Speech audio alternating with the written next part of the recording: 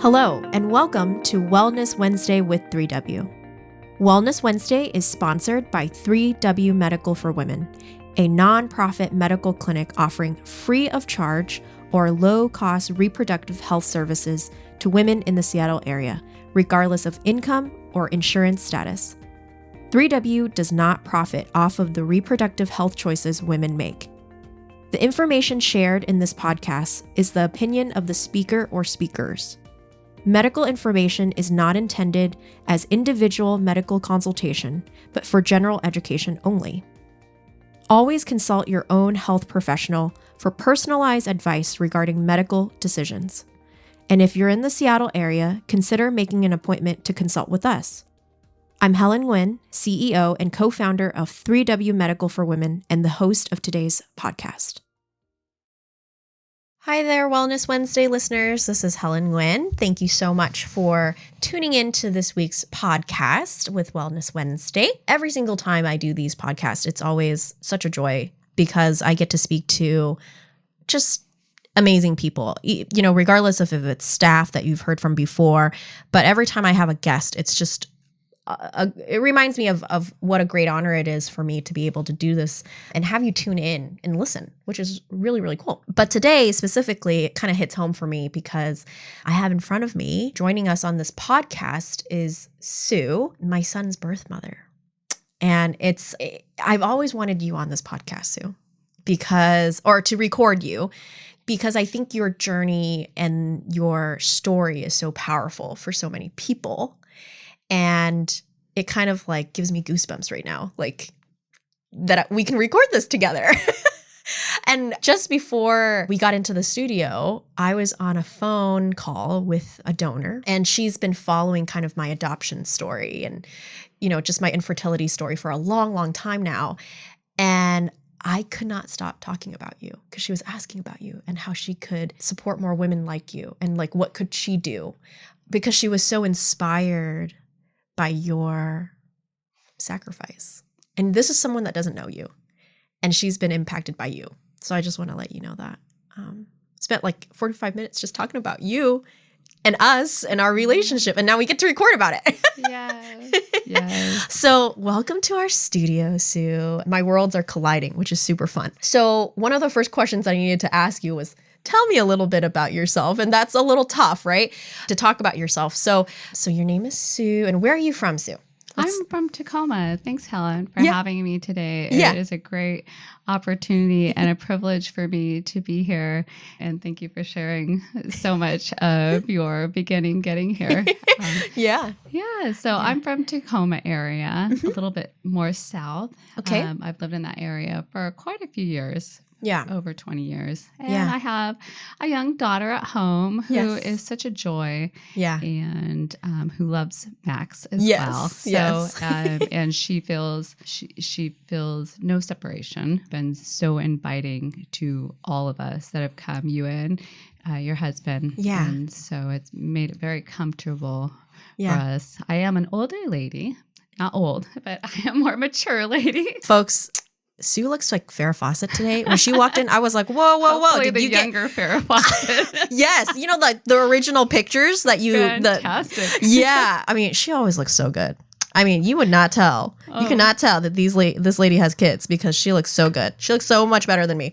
But her hair is so on point today. Thanks. We got to take a picture of it. But just thank you so much for being here and thank you. I wanted to be able to come out to reach so many women. I know that in my idea of adoption and placing adoption was thinking, I'm not a young teenager that really needs to, that's in dire straits. Mm-hmm. And I already had children. I have a few already. And so it really gave me a great perspective and to bring this out to all ages, anybody. Yeah. So what were your initial thoughts about adoption when your past experience with it, if you had any, or what were some stereotypes that you had about adoption? Yes, so that's great. I didn't really have any personal understandings of adoption. I do have one of my best friends, she had placed her child in adoption, but it was a different scenario. And it was many years ago, which she's now reconnected with her daughter and has a great relationship with her. For me, the birth father, he was adopted. And then I had talked with someone else and he was adopted. So that was my first experience with it. I always had the understanding that you take care of your own children. You have children, it's your responsibility. You take care of it. And I did have children when I was 15 and I raised them. And so I thought, oh, I could still do that.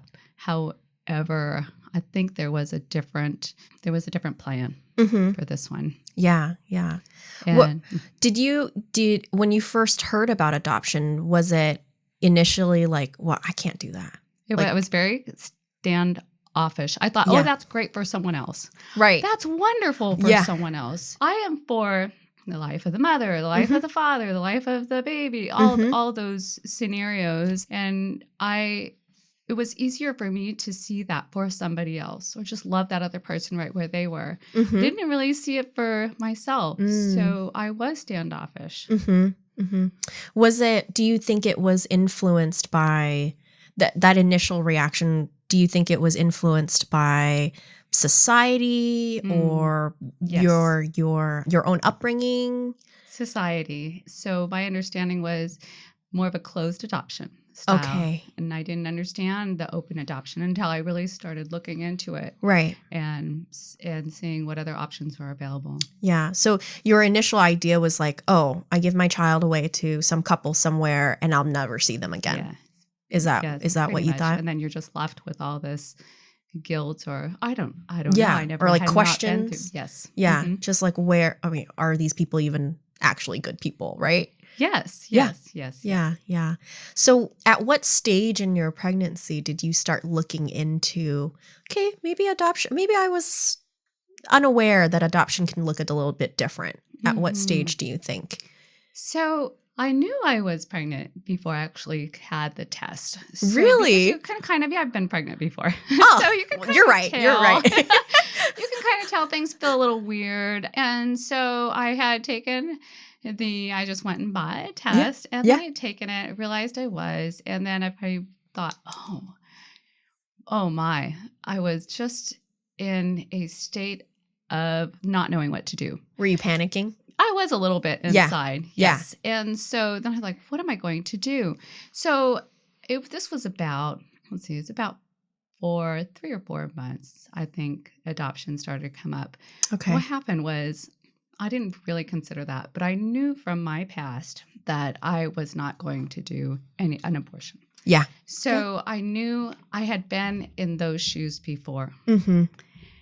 And my last experience with it was very kind of felt like a life or death situation. And I knew that I didn't want to be pulled up in that light if it ever did go very badly. I had made a choice. It was a personal choice to not go that route if it was to come up again. And so I knew that wasn't going to happen for me. So the only other thing I can think of was, you're going to have this baby. And I don't have my parents. They have passed away and I didn't really have this support. And I was working full time, taking care of my daughter. Right. My boyfriend at the time, he started looking into it and looking at different couples and all these pretty adoption agencies. Yeah. And I thought, oh, he's looking for better people, and I was feeling hurt. And I thought, so he did this without talking to you first, or? Yeah, because he knew that, I was like, I don't know what to do. Right. And so he was just looking at it and I saw him looking at it and I was like, oh, well, I guess he's in that mode. And he wasn't working. He wasn't doing much in that. And so looking at the facts without my opinion.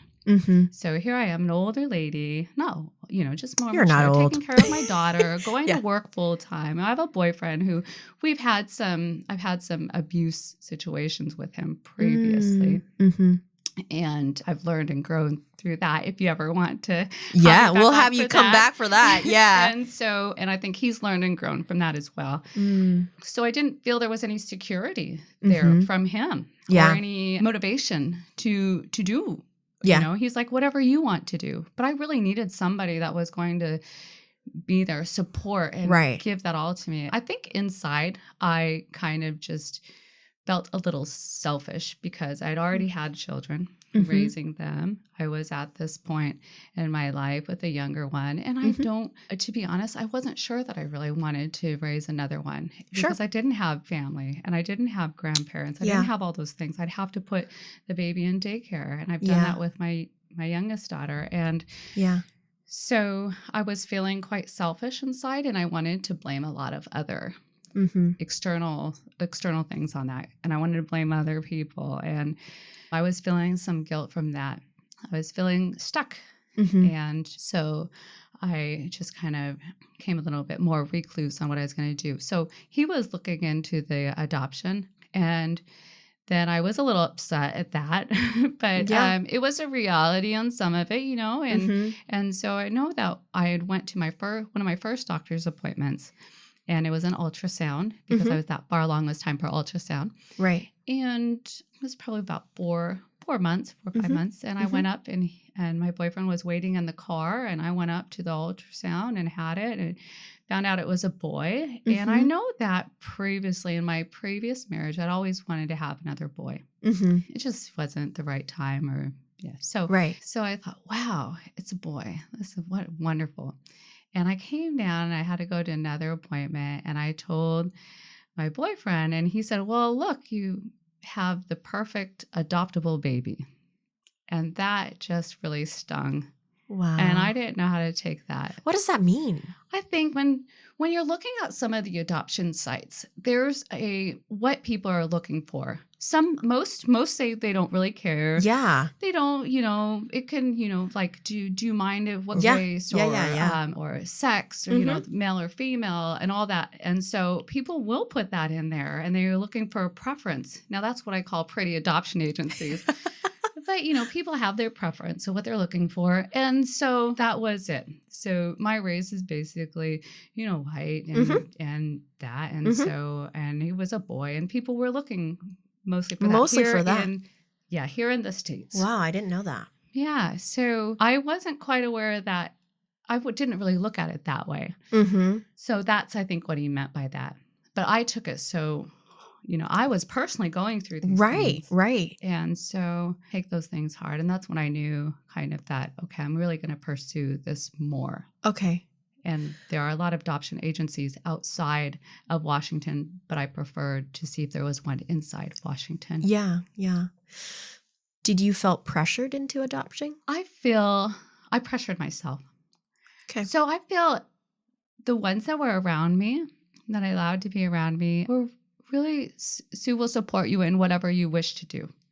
Okay. So you hear that going through these things. You hear that going through a lot of situations in life. And that is really nice. It doesn't make it always easier, though. Right. You want someone to come and hold your hand and direct you and say, this is a good idea. This isn't a good idea. But ultimately, I knew inside, when I look at the reality, I was going to make the choice. Yes. Whatever choice it was. Yeah. So I can see where they're coming from. Yeah. But because you're so torn and you're so feeling so stuck, you want somebody to take it over for you. So as you peel back, looking into your own research about adoption and people saying, we'll support you wherever, what made you commit? Yeah. What made you commit? Knowing of the facts, a little bit of my own selfishness, but knowing of the facts and then deciding I'm going to. I put I pray about a lot of things, and it was a little hard because here I am, I've made this unplanned pregnancy. I'm feeling a little guilt off of that, all the other things I'm feeling, but I'm still praying about it, just had to surrender a lot of it. Mm-hmm. And I knew that when I went to the adoption agency, I found one, went there, started talking with them. And I knew once I started into it, if there was a family I was going to choose, I was not going to turn back. How did you talk about it with your daughters? Because you have your beautiful daughter who's a bit younger at home. And I really wanted to ask you about that too. Like, how did you approach your daughter at home and then your older daughters who kind of understand the world a little bit more? Yes. How were those conversations like? Did you have to like sit them down and tell them? And yeah, I feel like I got some snippet through the years of just how difficult that was. And in some ways, and then in some ways it was like, whoa, that wasn't hard at all. Yes. So with the younger daughter, she was much more accepting. First, when I told her I was pregnant, she didn't believe me.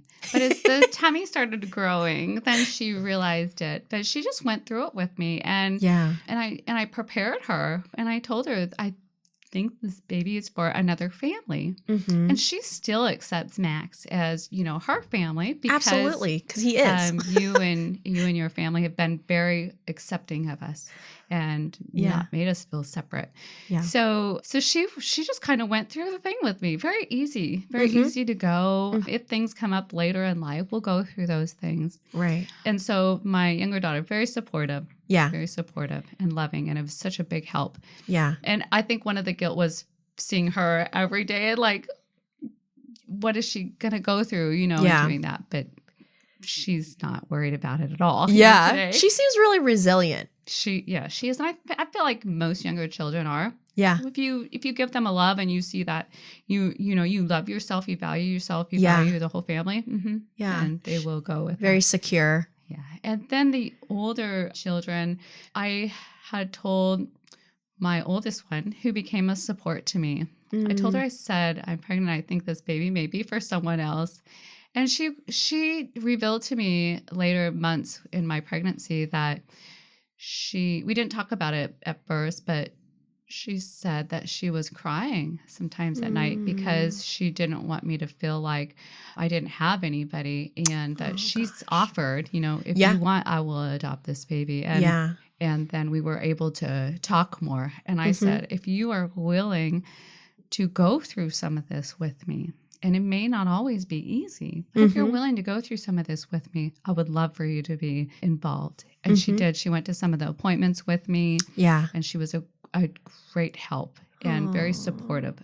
She set aside what her own opinion was, what her own ideas were. And she's younger. She's in her 20s, early 20s. Yeah. And she just came in with the support and love. And that's just who she is. Yeah. I do have an older one who I didn't tell directly, but my younger one had told the other dad, and they both just blew up on me. So I have received some of the worst messages and that I ever thought I could. The one thing with that from them is I didn't respond in a way to attack back because they're coming from their own life experiences. They're coming from their own personal perspectives, feelings. Yeah. Yeah. And so to respond with that was not going to be helpful. Yeah. But I did think about other people in the family say, oh, we'll adopt. Or I've even been threatened. We'll take my daughter, my youngest daughter away. And I thought, let's look at their life. They're kind of busy themselves. They're not, just not the life I want for this baby. They're not even willing to help me with what I do have going on already. Right. So, and to bring it into family, I've had somebody on the outside say that may not always be the best. Yeah. And so there was another thing for Max. Yeah. Yeah. It might have made things more complex and not as boundaries and clear expectations and for sure. Yeah, when you have a big family and when you have so many personalities in families, it's difficult to navigate that. Yes. And that was so wise of you. That was probably like grace, like giving you that answer. I think so. Yeah. Yes. Yeah. I think there are, because I've heard of other people that were going to consider adoption and the mother said, oh, I'll adopt the baby or, or a family. And I hope that it's all going well. Yeah. But it kind of puts an alert in my own, mindset. There's wonderful families out there all over ready to adopt. Yes, absolutely. Yeah. Well, to reiterate that, it's like every situation is so unique. And so there's not this like one size fit all, like the child needs to go back to their biological family or something like that. Maybe that might not have been the best situation and might have complicated your relationship with your kids even more. Who knows? Like, exactly. Yeah. What gave you peace? What gave you like, okay, this was a light bulb kind of a moment where you're like, yeah, I'm making the right decision. I'm going to keep going down this path. Sitting in the room. Yeah. So the adoption agency that I chose, and I was sitting in the room there. One of my older daughters did come with me, and we were looking at a couple families on this paper, and I felt, wow, this is really it didn't feel so personal. But reading through them. It's kind of like a catalog of like models or something, like, because we're all trying to sell ourselves. From my perspective. I got that. Yeah, because we're all trying to like, how do we beef up ourselves to look appealing, you know, because that's what we were told to do. I can see that. Yeah. And so, and I don't know the perspective from that point of view. It'd be interesting to know a little bit from you with that. Sure. Yeah. But, please feel free to ask me anything.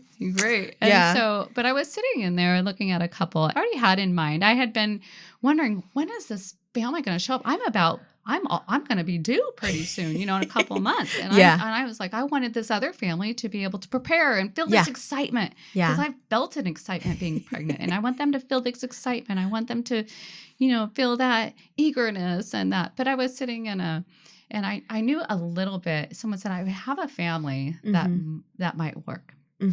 So when I came to yours, it was really hard to read. There was about three families that I looked at. It was a little hard to read. I couldn't read all. It was really light. It looked like something that was submitted really quick. Not that the story was great, and how you upsold yourself was great. Thanks. But I knew a little on your background. Yeah. So, and all that you do to help women, your love, my connection with you without even meeting you was there because I want women to feel healed. I want them to feel loved. I want somebody who's passionate enough to fight for us, and to stand up for us. And I want to do that for women too. And all that you did coming against such big obstacles and your love for us and children and wanting to see those things come to pass. And I know about Stephen and his love for you and wanting to be involved in that and your big family and all that support. Yeah. I thought to myself, Lord, the greatest gift and sacrifice that I could ever give back to this woman would be this baby. And that, apart from going out into the world to try to save the world, that was the biggest thing that I found that I could do. And I knew right then that you both were going to be the one. And I knew once I told you, I would not go back. Yeah. And that gave me peace. Yeah. Thank you so much. You're so beautiful and tearing up. Oh, gosh. You have such a heart and a love, as everybody here at this clinic does. You can just feel that sense of security and love when you come into the clinic. Yeah. Thank you, Sue. Oh, gosh. Well, from our angle, and you probably haven't heard this yet, but from our angle, it was like you came up out of nowhere. Like we were not going to go with an agency. It was kind of like something we made up our minds. We're like, oh, we're going to go with private adoption and we're just going to leave it up to, whatever comes, whoever comes. And I get this call, a month, I think 2 months before you were due. And it was like, hey, we have this mom and she's doing 2 months. And I was like, holy crap. Like, whoa. Like, usually people got 9 months to prepare for something like this. And it happened really, really quickly. And we were told to submit our paperwork. And I didn't even tell Steve I got the call until I got home. Because I don't know how to break that news to someone over the phone. It just felt a little, hey, like, how do I even start a conversation? So you were not with him when No, I was at work. Okay. I was at work. Okay. And so I waited until I got home and I was like, hey, so I got this random call and there were a couple of adoption opportunities before Max came along, before you guys came along, that we submitted our stuff and it just didn't go through. In fact, I submitted our application for a sibling group of 5 and didn't tell him at one point. Yeah, I was just kind of saying, I was like, I'll tell him when I get home. And I was like, we'll just build a bigger house. And, kids are small. They can be in one room. And so, I submitted our adoption paperwork for a sibling group of 5 with 2 twins in the middle at one point. And that didn't work out. And then back in December of 2020, we submitted another application for a 5-year-old boy that didn't go through. And that was really heartbreaking because we were just like almost there. And so we're just like, okay, we're just not going to put pressure on it anymore. And whatever comes along. And here you came along. We were at a church conference and it was like 8:00 at night. And we got the phone call as we were walking out to our car. So I'm in my car with Steve. And the adoption agency goes, they really loved your profile and they'd like to meet. And we didn't even know what to say. We were just I was crying and we ran back into the church and told our pastor about it. And it was like this flood of like, oh my gosh, this is like the biggest gift. How do we start to give back? How do we say thank you? When we met for the first time at the restaurant, I had no idea what to even expect. Like, do I sell myself more? Or Steve and I are just really open books. There's not much mystery there's not much mystery to us. You kind of get what you kind of get. Like all the good parts and the bad parts, right? We wanted to make sure when we met you for the first time to not come off as like selly, because we really just wanted you to get to know us. And if there was any hesitation, like just let us know, because this is just who we are. And you're going to be the one who has to make that decision. It's kind of like coming into a marriage. Mm-hmm. Like, what are things you love about them and what are things you tolerate? Mm-hmm. And I know that, like, we're flawed people. We're not perfect people. So let us show you the flawed parts so that you know ahead of time what you're getting into. So, we came early to the restaurant and we prayed in the car. like, what do you think she's going to ask? And, so there was just so much nervousness, but also like we're so not in control of the situation. Yeah. And we just have to surrender, like you said. Like, I don't know. Like, what were your thoughts about going to dinner with us? Like, because that was like a weird thing, right? You don't. Well, I thought, what are they going to think of me? And gosh. So we play a lot of our lives in wondering what others are going to think of us. Mm-hmm. And so just moving forward. So yes. So just like you said, I came out of like nowhere, like you and Steven came out of nowhere as well, hoping the right couple would come up, and just more and more time kept passing. And so, so going there to the restaurant, I felt this feels so like, this is really odd. It's like we're just sitting down, a whole bunch of friends, because you're just going to, hand your baby over to somebody, and just, what must they be thinking of that you did not come off in that sense at all. And it's a good thing you look so pretty when you tear up, because you have wonderful emotion and tear up. And it made me feel very comforting. Oh, thank you. We were not, that was like the last thing on our minds of like who you were. We didn't care. Like we just I guess it was just an honor to be able to get to this point and sit across from someone that's contemplating something as stressful as something like that. Because I can't imagine what you had been going through. Because, knowing you for the last 14 months, Max is 14 months now, just being a mother now, the gift that you've given me, like, I don't know how to even approach those feelings or like uncover those feelings, right? And it must have been so odd because the last thing Steve and I wanted to do was make it feel transactional.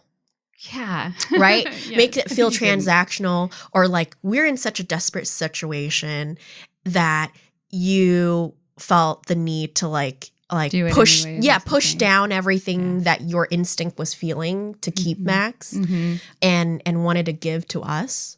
That's like the last thing we wanted to do. Like, and that's why we're like, we want this kid, but we also don't want to pressure her into doing something she will regret for the rest of her life. And then how do we honor that journey with you? There were so many times where we wanted to just randomly reach out and just tell you that we're thinking about you. But then there's this like hesitation of like, oh gosh, are we going to make her feel guilty? So that was from our end of like, we don't know what to do. We really don't know what to do. But it was like, we're going to leave Sue alone. And if she wants to reach out to us, she can. And I think that's why I sat on that email I sent you for a really long time. I think it was weeks before I sent it. Because, the last thing I want to do was make you feel pressured or guilty in any way. Or like, here's a bunch of money for our baby. Like it's like, that's so bizarre and inhumane, Right, yeah. And I didn't even know about like how much like it cost to adopt or any of that stuff because I used like my own insurance. There are agencies. Yes. So that anybody needs to know. There's agencies that will help.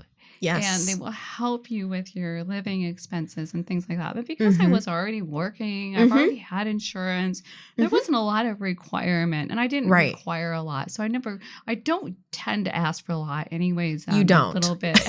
You should. I'm learning more. So I tend to, take on a lot of those just feeling like independent, responsible, whatever. Yeah. I feel like I would mention to other women to look into, being able to receive if they need help with that. Oh, yeah. Yeah. I think after that, I was like, I'm ready to just do this personally with them. But I didn't know. It's all new to me. Right. And we didn't know either. We had no idea. I was feeling so, when I was going through that, I felt very, even though there's people say, oh, well, do whatever you like to do. We'll support you. But I was feeling very alone, and like hiding. I didn't want everybody to know. And I didn't want everybody to know what choice I was coming up against. I didn't want, and if I hide myself, nobody will ask. Right. And nobody will know. And it's kind of be my secret. But I was also mad at like the birth father because he could hide it. He wasn't. Right. He wasn't pregnant. Yeah, he got to make his own choice. Right. And so here I was going through the emotion, going through the body changes, going through the people knowing. And so feeling a little bit of that. But everybody that was in my corner was very helpful. Yeah.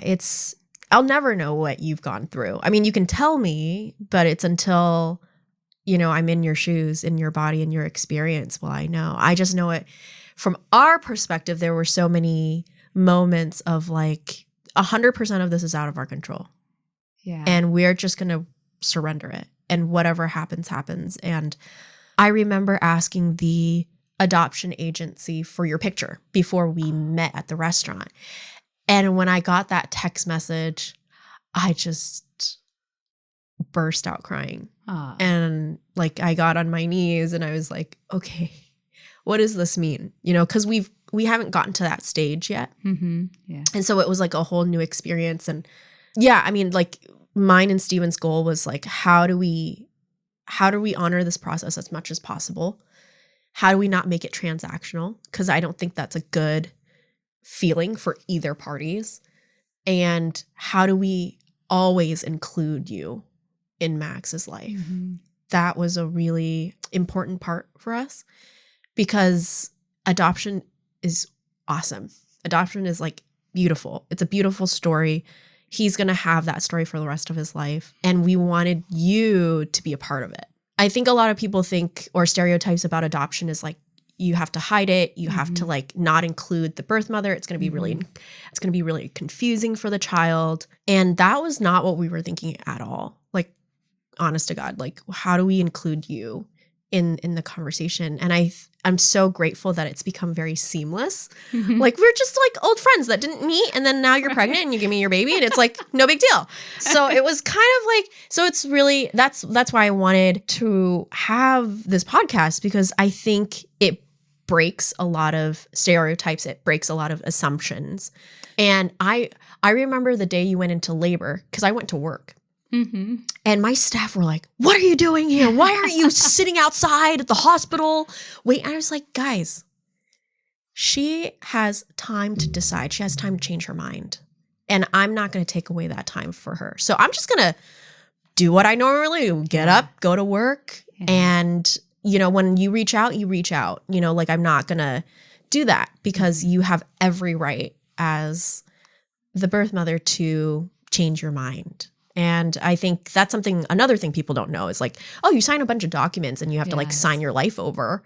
And that's not the case at all. No. You can still change your mind. In Washington State, you have up to 48 hours to change your mind. For us to protect our own emotions, like, I think I remember walking out of the restaurant and you were so kind. And I told you that, like, I'm just not ready to put together the nursery because I want to honor your process. And like, if you decide to change your mind, I don't have the heart to put the nursery away. And you grabbed my hand and you said, like, start decorating the nursery, which, you know, I went into the car and just bawled. And even at that point, like, I still had nothing to put together, because like, I was still really scared of what that's going to look like. So how has being in an open adoption, like, how has that changed your mentality about adoption? And what would you tell someone that is looking into adoption? What would you say to them at this point? Thank you for sharing that. I mean, your story. Yeah. I haven't really had the time and opportunity to, you're a very busy woman, of course. But sit down and ask you a little bit more in detail about what you and Stephen, your family may have been going through. Yeah, I can imagine it was something to want something so much, but have to surrender it. Like, doesn't that feel? Yeah. Well, I'm a control freak. Yeah. And so surrendering anything is just kind of like, I have to like mentally talk myself into it. But before you came along, I've reached a point where in my infertility journey that I was so at peace at. Like, it was like, I'm not able to carry children and be, you know, I'll never be able to experience what an ultrasound looks like. Yeah, at this point, I don't think. And if it happens great. But how do I help women realize what's inside of them and the ability to be a mother and their ability to love their children instantly when it's just on a screen? Yeah. You know, like, I felt like I was very much at peace with, that's my role in this world. That's what I was made to do. I was born to do this specific job. I don't know if I'm very good at it or not, but I just felt like, how do I walk alongside women and remind them that there are people like me out there who long for a child and will never be able to experience something growing inside of them. But that was not what I was made for. I was made for adoption. I was made to love our kid. Many. Yes. Yeah, I was made to love a lot of other people's children. And I think that's something that I think women forget about a lot, is that we have this natural maternalistic, like, we're made to love children. Like, it's just something very natural for us. And how do I remind women, like, that's something that's innately in you? And how do I turn that light switch on for you? Right. And whether that's through my work here at 3W or through my journey through adoption, however, how can I be a part of that piece? Because it's fulfilling not only for them, but it's so fulfilling for me. Yeah, so when all of this came about, it was kind of like, okay, I'm getting into a roller coaster and letting roller coaster go. Like, I have no control over it. I have no control over my infertility, and I'll have no control over this.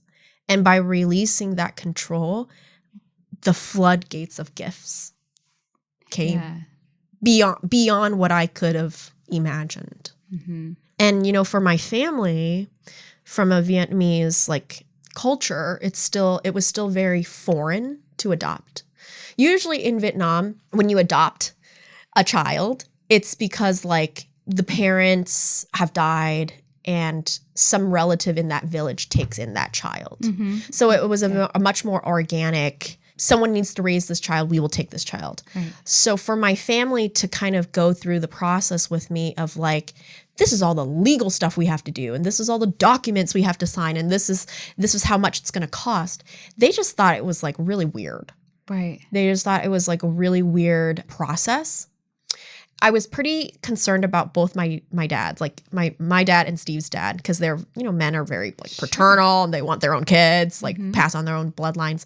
But they were both surprisingly like, this is awesome. This is so great. We're going to like, so supportive. My mother-in-law was super supportive, but she's also has a lot of experience with adoption, being Irish and growing up in a very Irish community where a lot of the kids in her life were adopted. Mm-hmm. My mom, on the other hand, was who I was really worried about. She doesn't show her emotions a lot. She shows it in like food. Like she loves you by like cooking for you, which is very stereotypical like Asian mom. So I was a little worried about how she was going to receive this child into our very tight-knit family. And I remember bringing him home and she coming over and kind of looking at him and kind of fixing his blanket. And then I turn around, she's like holding him. And I think it was like love at first sight. Like, I think like I said, like there's this maternal instinct of, oh my gosh, he's here and I'm going to love the crap out of him. And my parents recently remodeled their home and stayed with us for a month and a half in our guest room. And it became a routine that my mom would wake up and go into the bathroom and Max would come running down the hallway and sit outside of the bathroom and just go, mama, mama, mama. And just watching their relationship kind of blows my mind. Because again, my mom is not one to show a lot of emotions, but oh my gosh, she loves him so much. Actually, she's really in trouble because yesterday, she was watching him and he broke a glass and she goes, it's fine. She would never say that to me. You know that? She would never say that to me. But with Max, he could turn her life upside down and she'd probably be like, it's fine. You know, or she was washing his face the other day and he stuck his tongue out to like taste the water that she was washing on his face. And she just cracked up.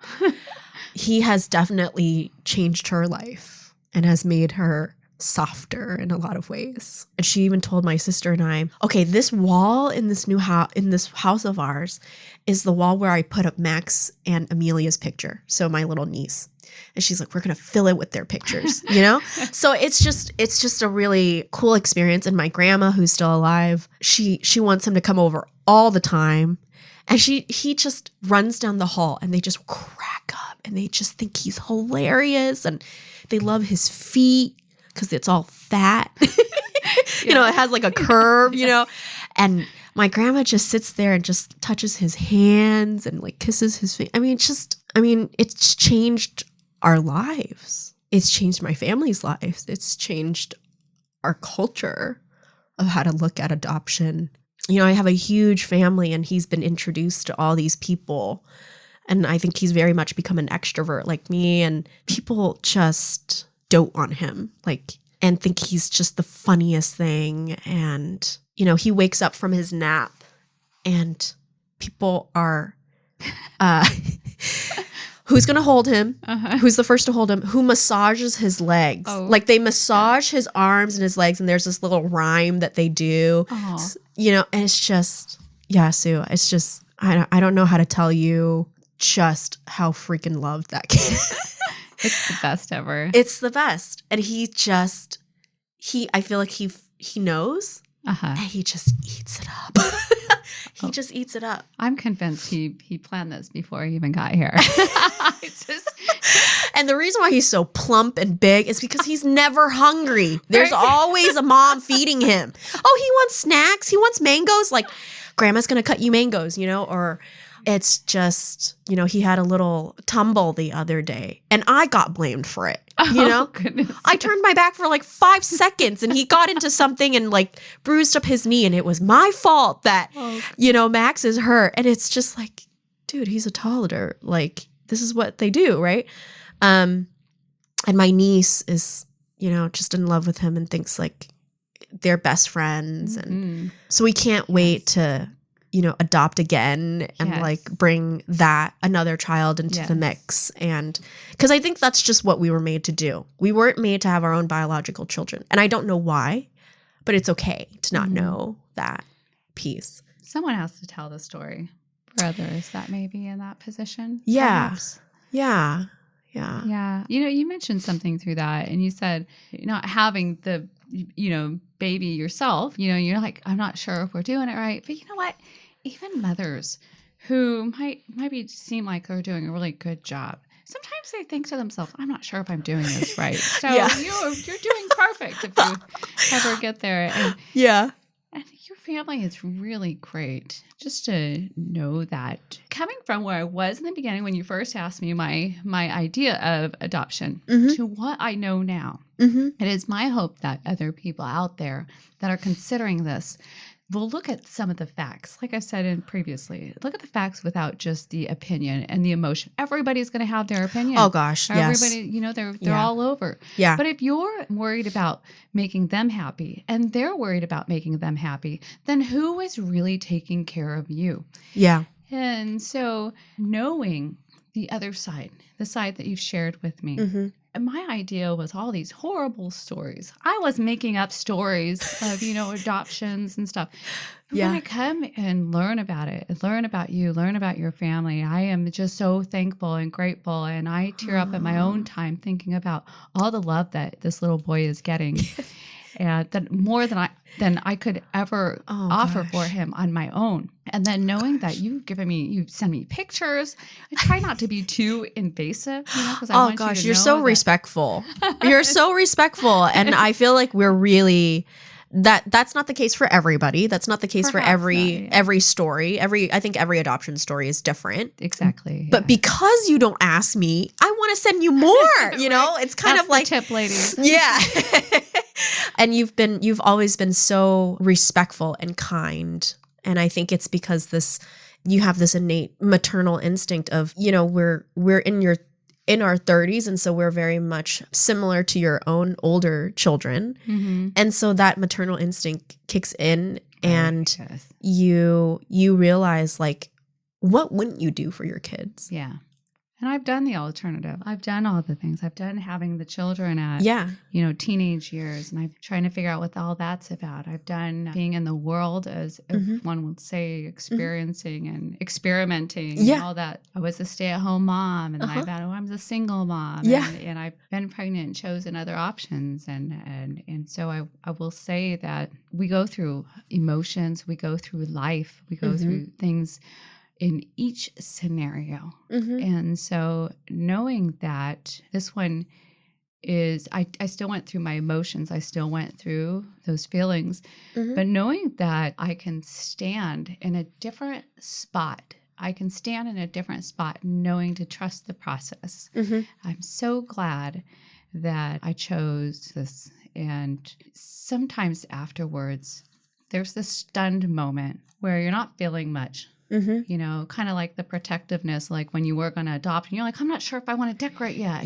All those protective. You're protecting your emotion, you're protecting the hurt and everything like that. Well, on the other end, I am too. So we're very similar. We're both going through this together. We're not separate from that. Looking at it in a different spotlight and really wanting to help other women to know that it's going to be okay. But, and I've gone through it. Sometimes those things will flare up even now today, but knowing oh, yeah, knowing that it's all okay. Mm-hmm. It's all okay. I remember sitting in that room looking at some of those profiles and I thought, oh my, I wish I had babies for all of them, And so that was a strange feeling, but it was a true thing that came up. I said it out loud. Well, yeah, I don't know. Yeah, I don't know how to ever thank you enough. Like, thank you seems so small to what you've given me. I can say a way that you are thanking, if you want to say thank you, but a way that you express your gratitude and everything and every day is you're coming into this clinic and you're helping these women. And not only that, you are taking some of their situations home with you.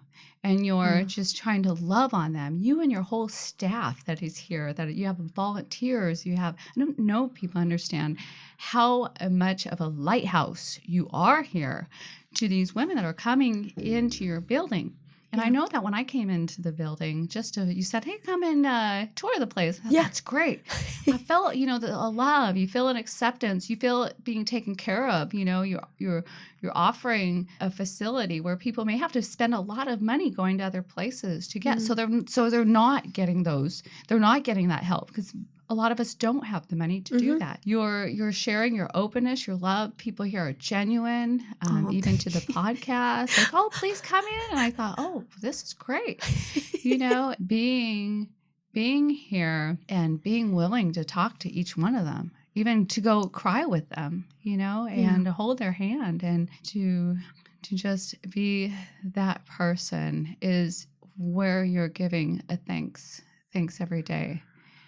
Thank you. And I hope that people who aren't even facing adoption or aren't even facing any of that, or maybe they know someone, that they'll contact your clinic, and that even those that may have dollars to monetarily give, that would be wonderful. Even if it's $5, millions of dollars, you're going to put it to good. You always have a vision for this place. You have a vision for your community, for this place. You work very hard and you put a lot of your passion and everything into it, and it shows. Oh, thank you. So I would definitely say anybody who's thinking about contacting the facility, doesn't know what to do, just give a call. There's resources. You don't have to even put into adoption. Right. There's other ways, but at least come get some help or contact to see how you can help, even volunteering their services. I came and stuffed envelopes. I had a great time. You did.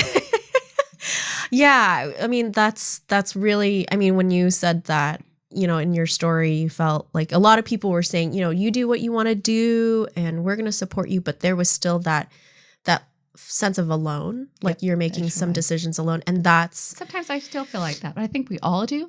Yeah. In a sense, sometimes. Yeah. Because at the end of the day, we are the ones who have to look at ourselves in the mirror and say, that was the best decision I did for myself. And I have to live with that and I'm okay with it. Yeah. I do want to bring one thing up. I wanted to treat myself well. I give this baby the best opportunity, but also I did want to provide, my own milk supply. Yes, you did. You did. So I didn't really say anything, but you and Stephen said, that's an opportunity if you choose it, and I'm like, oh, this is great. So being able to provide some of that afterwards was helpful for me. Now, it may not be for everybody, but it was helpful for me. And I want to thank you for that. Oh, heck yes, Sue. We were just like, feed that baby. He's been fed by so many moms, but I knew that was really important. Not just important for you, but for him too. Because you're always going to be his mom too, And I think the other day you told me like, I know he's your baby. And I was like, no, he's our baby. That was really sweet. He's our baby. He is so meant to be shared. And I'm very secure. You got a big family, so that's true. Well, but I've come to a point where I'm like super secure in my relationship with him that I don't have to feel possessive or insecure about what your role is going to be in his life. I want you to know him and I want him to know you because he has like these awesome sisters that he has, especially if we don't, end up adopting again or something like that. Like, I don't want him to feel like he's an only sibling because he's not. He's going to have a plethora of half sisters and then cousins, and all of that stuff. And that's what makes family and that's what makes community. And it's complex and it's not always straightforward and it's not always like this clean, perfect, leave it to Beaver kind of vibe. But it's his story. It's his story. And I really want him to be proud of it. I want him to be proud of you and your family. I can see that even with the open adoption, how we chose it to be. Maybe that might not be for everybody. And I have heard of some closed adoptions that turned out just fine. And I think hearing your side is instrumental, because if somebody does choose a closed adoption, they can know that there's a beauty on that other side. And that if it ever opens up later, let that be. Yeah. Gosh, adoption is such, and I think that's a way to dismantle the stigma about adoption, is like more people should talk about it like the way we do, or the way we are, because it's really awesome. And I don't think Max could be more loved than he is right now. I think it's overflowing, just the way he's very secure with himself and very stubborn, and he just knows when there's a mom or a grandma around, he can get away with murder. Yes. Well, and it's very easy because he's freaking adorable. So he's so cute. He's so stinking cute. Yeah, he's so stinking cute. So thank you, Sue, for spending time with me and getting to talk about this, because I know that it's been long overdue. I'm sure there are other questions that are going to come up as he gets older and more aware of the situation, and how do we explain that to him? And maybe we just let him listen to this podcast one day and let him know, right?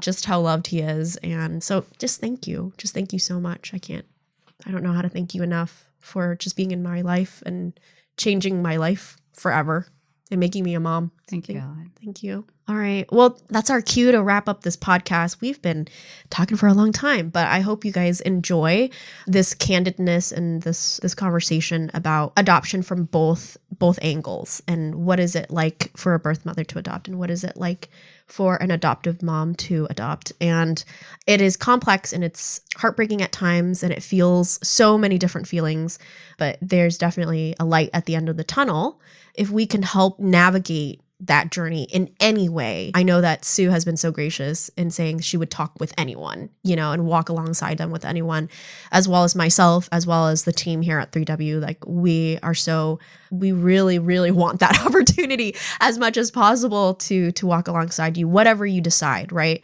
Because at the end of the day, it's your choice. But if we could share any more of that journey with you, we're here for you. And so please feel free to contact us at any time and make an appointment and just talk to one of our staff or me or Sue. Thank you so much for listening, and tune in for our next episode, which is, I guarantee you, another exciting topic. So thank you so much and have a great day. For more information about 3W, please visit our website at 3wmedical.org. That's the number 3, the letter W, medical.org. From there, you can learn more information about the services we provide, book an appointment, or make a donation if you'd like to support our mission. You can also call our office at 206-588-0311. That's 206-588-0311. If you like this episode, please share it with others and consider subscribing on your favorite podcast platform so you never miss an episode. Thank you so much for listening, and until next time, stay healthy and be well.